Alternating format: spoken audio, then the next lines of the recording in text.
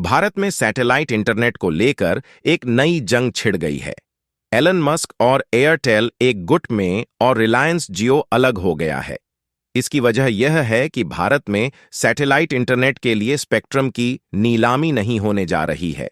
हाल ही में टेलीकॉम मंत्री ज्योतिरादित्य सिंधिया ने एक नई दिल्ली इवेंट के दौरान कहा कि भारतीय कानूनों के अनुसार स्पेक्ट्रम का आवंटन प्रशासनिक रूप से किया जाएगा और इसकी कीमत टेलीकॉम नियामक द्वारा तय की जाएगी।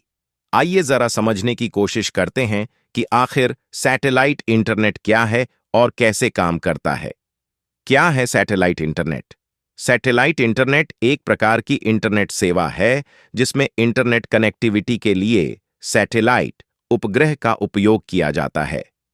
यह उन क्षेत्रों में इंटरनेट सेवाएं प्रदान करने में मदद करता है जहां पारंपरिक ब्रॉडबैंड या मोबाइल नेटवर्क सेवाएं उपलब्ध नहीं होती, जैसे दूरस्थ गांव, पहाड़ी इलाके या समुद्री क्षेत्र। सैटेलाइट इंटरनेट में एक सैटेलाइट डिश और मॉडेम की आवश्यकता होती है। जब यूजर्स कोई इंटरनेट रिक्वेस्ट करते हैं, जैसे किसी वेबसाइट को खोलना, तो यह रिक्वेस्ट पहले सैटेलाइट डिश से एक सैटेलाइट तक भेजा जाता है। सैटेलाइट यूजर्स की रिक्वेस्ट को धरती पर स्थित नेटवर्क ऑपरेशन सेंटर (NOC) पर भेजता है। यह सेंटर इंटरनेट से जुड़ा होता है। वहां से आवश्यक डेटा एकत्रित कर सैटेलाइट के माध्यम से वापस यूजर्स की डिवाइस तक भेजा जाता है। सैटेलाइट द्वारा भेजा गया डेटा यूजर्स की डिश पर रिसीव होता है, फिर मॉडेम इसे डिकोड करता है और इसे यूजर्स के कंप्यूटर या अन्य डिवाइस तक पहुंचाता है। सैटेलाइट इंटरनेट के प्रमुख हिस्से ग्राउंड स्टेशन।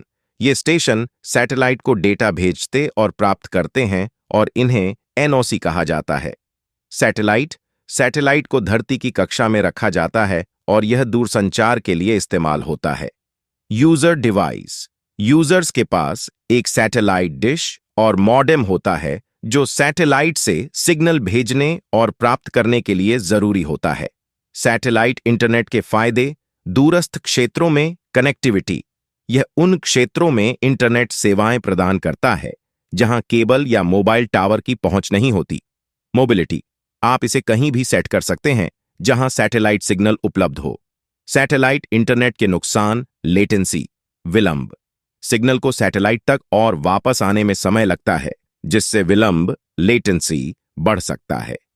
मौसम पर प्रभाव। खराब मौसम जैसे बारिश या बर्फबारी सिग्नल की गुणवत्ता को प्रभावित कर सकते हैं।